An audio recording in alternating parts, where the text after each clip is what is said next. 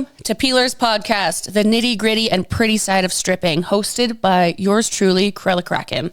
This first episode is going to be light. It's going to be quick. It's going to be airy. It's like a Febreze commercial, just in and out, here to cover up the shit smell. Anyway, I am a feature entertainer from Edmonton, Alberta. I have been dancing for about 8 years, and I do take my job fairly seriously. And I would say that I'm one of the better dancers. I'm very dedicated. I work very hard. I put on big shows. Not one of the better dancers, what I should say. I'm more of, what's the word? I'm one of the more dedicated dancers. Not every dancer needs to be like me. That's 100% sure. I suck at selling lap dances. I'm just here to put on a great stage show. And that's what we're going to talk about a lot on this podcast. We're going to have a lot of guests, from porn stars to strippers to producers to club managers and anyone that we can get any insight on, because I feel like we have some fucking awesome stories. Sorry, you might hear my dog next to me. She's sitting in the chair right next to me. You can't see her on camera, but her name is Buckley. She'll be sneezing and sighing because she has a very hard life. She's just a dog in a tiny chair. So I feel very bad for her. Anyway, I've had quite the entertaining month. It's been very up and down. It's made me realize a lot of things, and I think I'm going to be trying a lot harder when it comes to this social media thing and this podcast thing. And I'm really hoping I can put out an episode every single week for you guys and have as many interesting and eclectic people on here as possible. I do think my friends are fairly cool. This is Buckley, by the way. Anyway, how'd I get my name? I got my name because I collect taxidermy, dead things, skulls, specimens, and stuff like that. So I thought Kruella was very fitting. And I kept the name Kraken from when I used to be a go-go dancer 15 years ago in Saskatoon, Saskatchewan. My old name was Bobby Kraken, and I just kind of kept that name. I just thought it was cool if that was like hardcore. But I don't drink Kraken, and I don't have a Kraken tattoo, and I'm not very much into octopuses, so it doesn't make sense, but that's my name. A lot of people just call me Kraken. Oh, sorry. This got a lot on my mind. I want to get it all out right now as fast as possible, and I gotta admit I am slightly nervous. I'm 3-time winner Miss Nude Alberta. I worked very hard for those titles, and I think that is an absolutely crazy competition that everyone should see, because it puts a new name to stripping. It really does. It's showcasing every single skill that these girls have in a very short time with so much passion, and just like, I can't even explain. There's explosions, there's actors, there's people hanging from the fucking roof, there's giant props, 20-minute shows. Like, it is insane. We'll get into so much more when it comes to Stripper Olympics. It's going to be brought up so much on this podcast, I promise you. So I'm not going to get into it right now because it won't make much sense to you. But for the short of it, it is a stripping competition. Anyway, won it 3 times. I think I earned my place to be able to talk about what it's like to be a feature entertainer. Being a feature entertainer in Alberta is a different experience for sure. It's a lot more competitive. It's harder. It's tough. Especially with the economy crashing, that's for sure. I find more and more we're losing more feature entertainers just to the economy. They're taking on quote unquote real careers and not sticking to stripping. But I promise you, I'll be on that stage until I die. So I just want to tell a little funny story about how I started dancing. I was a go-go dancer in Saskatchewan, and this man came up to me he was huge, like a huge motherfucker, like 6'5", 450 pounds, huge motherfucker, comes up to me, and he was like, "You gotta be making more money than just being a go-go dancer." He's like, "I don't want to be that creepy or anything, but like, you should be a stripper. Like, you're so good at it. You're working for a stripping agency. Like, why aren't you a stripper?" And I'm like, "Well, it's not legal here. So this is what I can do, is perform in this tiny little cage." And he said, "In Alberta, you'd have 20 minutes on stage. You can pick and choose your outfits. You can express yourself in so many different ways. You have no idea the performances that you could do." And I'm like, "Ah, sure, whatever." That guy turned into someone that I started calling my father. He mentored me through starting dancing. And before you're all like, "He's a predator because he called you his daughter." No, it wasn't like that. We really bonded. Nothing was sexual. Nothing was weird. And that we just had that relationship, and that's just how it went. There was no grooming, no nothing, just a lot of love and support from him. He's seen a lot in me that people didn't. Sorry. Maybe I should say that I'm tearing up is because he passed away just 2.5 weeks ago. And his funeral was yesterday. The day before. Sorry. Just a few days ago.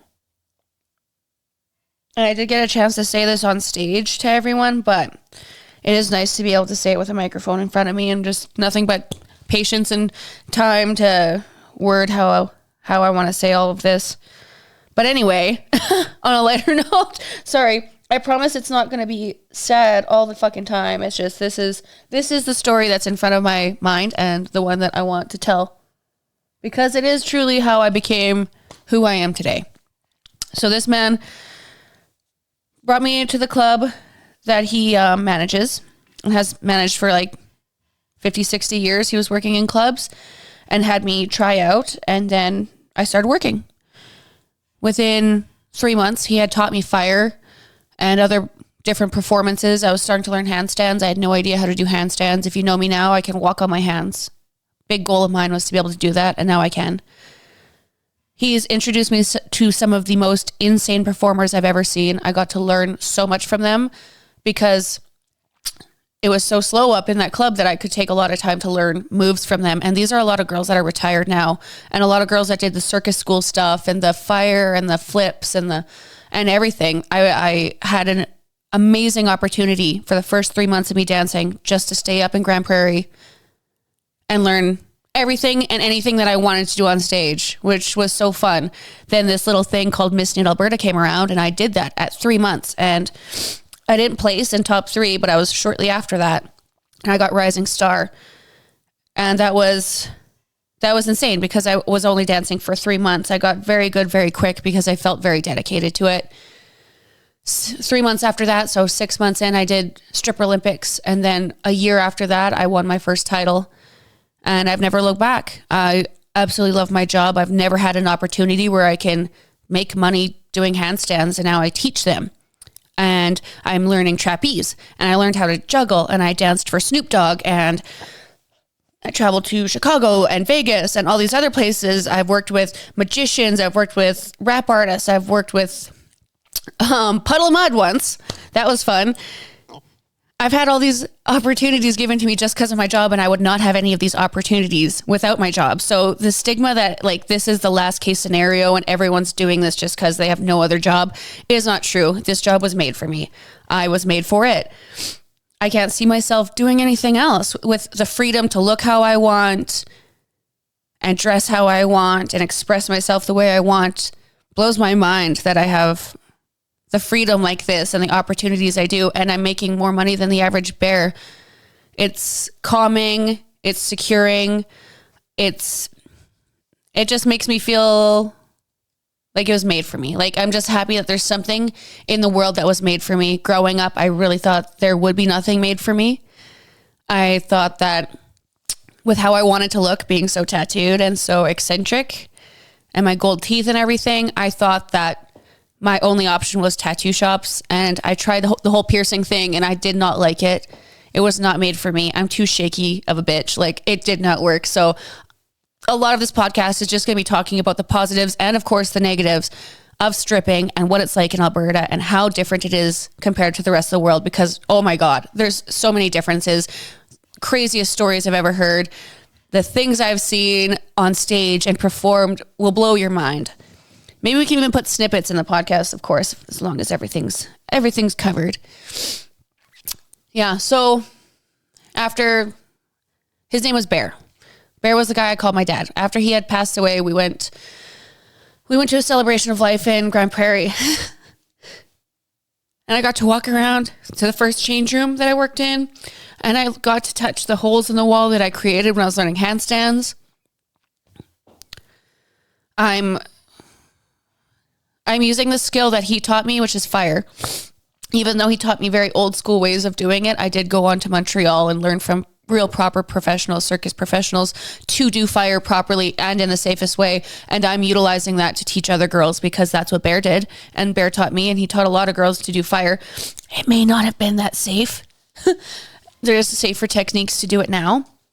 But I'm here to teach them. I'm here to carry on that legacy. And it means a lot to me that I get to be the one to teach people. And they tell me that all the time. And they're tagging me on Instagram, and they're like, they're just appreciative of it. It's like I get to be the next person that teaches someone their next passion. It blows my mind that they can take something and maybe make it more of a career out of it and learn these crazy cool opportunities, like holding fire in your hand and in your mouth and extinguishing it with your mouth and blowing fire is something that most people think that they'll never learn. And I get the opportunity to go around all of Alberta and teach multiple women this.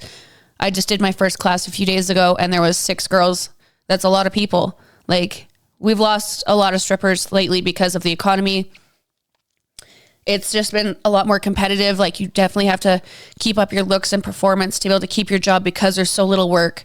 So most people just, they move on. A lot of girls don't stay in this industry forever. That's completely and utterly fine, right?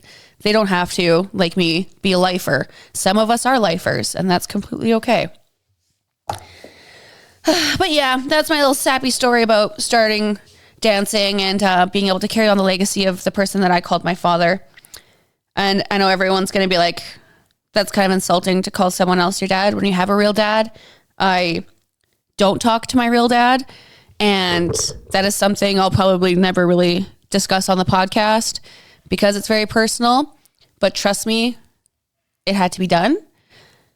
And I know that you're all going to do the typical, like, daddy problems, that's why you're a stripper. Totally, sure. We all have daddy issues. I feel like a lot of men raising children these days were not prepared, emotionally ready, emotionally mature enough to be having kids. Everyone's used to the lifestyle where you just pop out a kid and the dad goes to work and he doesn't have to be around. So I feel like a lot of us have dad issues because of the way we're all brought up, and that's okay. That's okay. I love my mom. She's great. Maybe one day she'll be on the podcast. That would be sick. She does come to Stripper Olympics. She does support me, and she does know what I do. Yeah. I feel like I got a lot off my chest. I don't know. I feel better. I didn't want to cry that much. I don't want to get too into it, but I did want to introduce myself. Again, I am Kruella Kraken. I really hope to hear lots from you guys and questions, and I'm really looking forward to where this is going to go because I feel like people care and they want to know and they want to hear our stories.